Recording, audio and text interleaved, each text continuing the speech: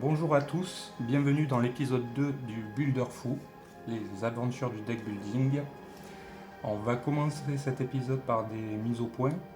Alors, trois petites mises au point en fait, parce que je me suis rendu compte que le concept allait être compliqué à réaliser en l'état.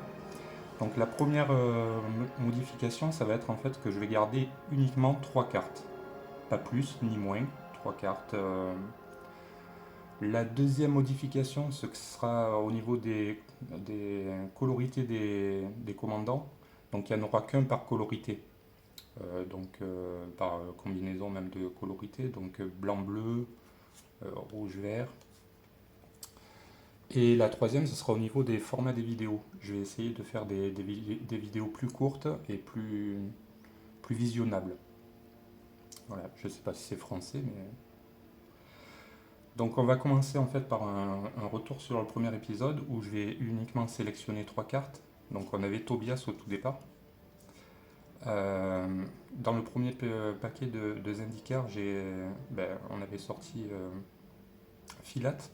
On était obligé de le garder, vu que c'était un commandant d'une autre colorité. Sur les deux autres cartes, j'ai sélectionné le refuge de Philida, parce que j'adore cette carte. Et surtout, en fait, en le rentrant dans Tobias, en l'état actuel, si lui me crée un board de jetons noirs zombies de 2, je vais pouvoir mettre des marqueurs à chaque fois que je vais jouer un terrain. Euh, puis voilà. L'élémental de feu de brousse, en fait, c'est une carte qui rentre bien dans Filat, c'est pour ça que je l'ai sélectionné. Euh, dans dans l'extension, dans le booster de Street 7, j'ai choisi de garder l'escroc de givre, rendez-vous secret et grand jeu. Honnêtement, ce booster-là, il n'était pas foufou. J'ai gardé ces cartes-là parce qu'il n'y avait pas grand chose d'autre à garder. C'est pas non plus des cartes folichonnes. Les raisons, il n'y en a pas vraiment. C'est juste que c'était ce que j'ai estimé être le meilleur dans ce booster-là, qui n'était pas foufou. Si, il y avait des bonnes cartes, mais en noir. Et en fait, le noir, pour l'instant, ensuite, on avait ouvert un booster de Kaldheim, où on avait comme commandant Vega le Gardien. Alors Vega le Gardien, en fait, il a la même colorité que Tobias, donc en fait, il va rentrer dans Tobias. Euh, il va même peut-être prendre la tête du deck, parce qu'en fait, c'est un format où les commandants, on peut les intervertir, euh, parce que Tobias, il n'est pas très fort. J'ai gardé le bûcher fénéraire, mais en fait, c'est une carte que je regretterais sûrement d'avoir gardée. C'est une bonne carte, certes, mais je ne sais pas si je vais arriver à monter un deck avec une touche de tribal à l'intérieur. Et surtout que là, je suis obligé de choisir où je vais le mettre. Donc en fait, je vais le mettre tout simplement pour l'instant dans Tobias, parce qu'il y a déjà des oiseaux et je risque de rentrer des esprits. Donc en fait, je pourrais peut-être aller chercher des oiseaux, des esprits, mais je pense que je vais regretter de l'avoir rentré en fait au final. On a contemplé le multivers. En fait, cette carte au final, je l'aime beaucoup. Je l'ai gardée parce qu'il y avait d'autres cartes sympathiques, mais celle-ci en fait, au regard 2, piocher 2, c'est vraiment bien en fait de sélectionner sa pioche. En plus, il y a la prédiction qui joue avec la capacité de Vega. Donc ouais, elle a toute sa place en fait ici. Voilà, le petit retour sur l'épisode 1. Je sélectionne uniquement 3 cartes. On a nos deux commandants. Donc je vais directement mettre Vega à la tête du deck. Et on va pouvoir partir en fait sur le nouveau format des vidéos. C'est là que je vais vous l'expliquer. Parce qu'en fait j'ai raté complètement la vidéo en fait de l'épisode 2 que j'avais déjà tourné. Et honnêtement, je fais ce nouveau format pour deux raisons. C'est que je n'ai pas envie de gaspiller énormément de boosters. J'ai pas de l'argent en masse à mettre dans l'ouverture de boosters. Et c'est aussi, ce sera plus intéressant, je l'espère, et enfin, je suis sûr. Parce que ça a été réfléchi. Alors, dans l'ouverture la dernière fois, j'avais tiré au hasard donc des boosters de Innistrad, Noce Écarlate, Kamigawa et Dominaria. Donc en fait le principe du nouveau format de vidéo ce sera où je vais sélectionner les cartes, j'aurai en plus de temps, je ne vais pas vous lire toutes les cartes, ce sera plus digeste. Et j'aurai plus de temps moi pour sélectionner les cartes et vous expliquer réellement pourquoi je prends cette carte-ci, pas l'autre. Et voilà, en espérant que ça marche mieux. Donc là, je vais vous faire un petit peu comme si c'était l'opening de booster, sauf que vous n'aurez pas la chance d'entendre la douce mélodie des boosters craqués. Donc dans le booster Nos Écarlates, j'avais ouvert l'esprit à l'habit d'acier, vidé de son sang,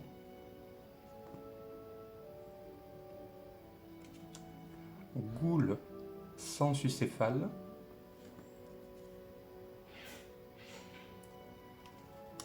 lacérer la chair,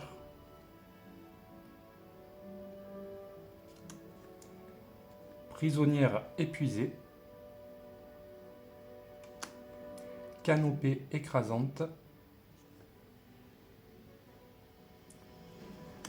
le loup sporéchine, l'emprisonnement de Sigarda, le loup entraverune, la lumière perçante, une petite fissuration. Bon, je ne vais pas vous spoiler, mais je pense qu'elle va rentrer. Le Geist perturbateur, la paladine sigardienne et un commandant. Voilà aussi pourquoi j'ai décidé de garder qu'un commandant par colorité, parce que là ça devenait ingérable. Alana et Alena partenaires. Une île fort sympathique et des petits jetons. Voilà pour le premier booster. En second booster, nous avions Kamigawa avec les contes de maître Shishiro.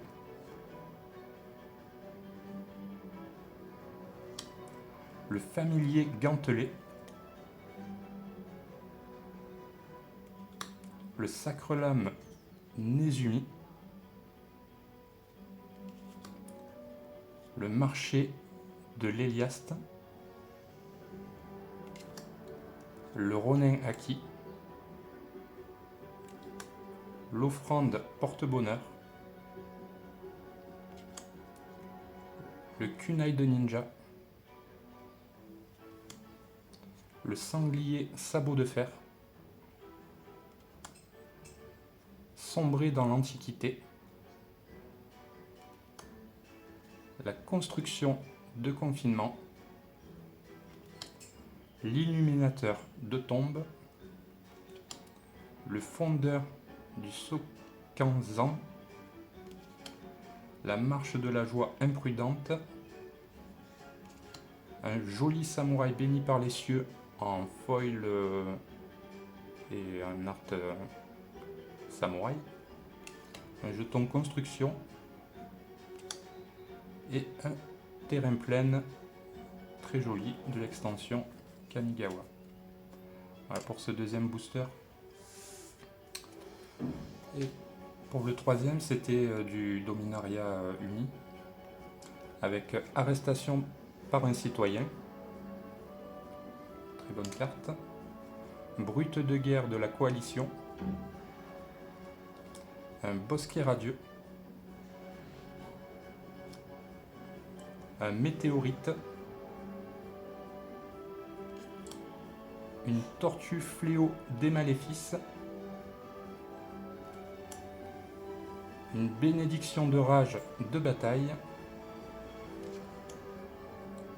Une tornade de feu de Jaya. Une levée de bouclier. Une cavalière argiviane. Un geyser Tolarian. Une surveillance de fonge-pied. Naël, aéronaute d'Avisoa. C'est une carte que je vais être obligé de garder, oui. Joindre ses forces. Une superbe source sulfureuse. Une plaine. et un jeton Naya négociatrice ardente. Voilà. On finira en fait à chaque fois les épisodes comme ça sur une ouverture de booster et on se retrouvera pour l'incorporation des cartes, un petit point sur les decks où ils en sont et j'espère que ce nouveau format vous plaira. J'en ai fini pour cette vidéo. Comme vous voyez, le format va être plus court. Et à tout de suite pour un troisième épisode surprise parce qu'en fait je vais pas vous laisser sans ouvrir des boosters.